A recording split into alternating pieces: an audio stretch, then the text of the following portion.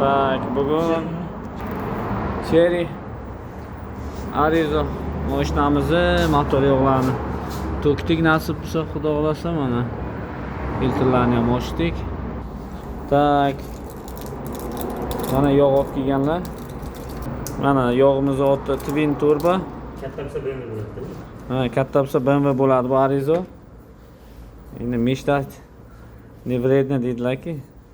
Masni filtr. Aytgancha bu mana masni filtr, mana bu dublikat bu. Bu original emas. Klient o'zlari bilan olib kelganlar. O'zi originaldan farqini ko'rsataman bilmaganlar uchun.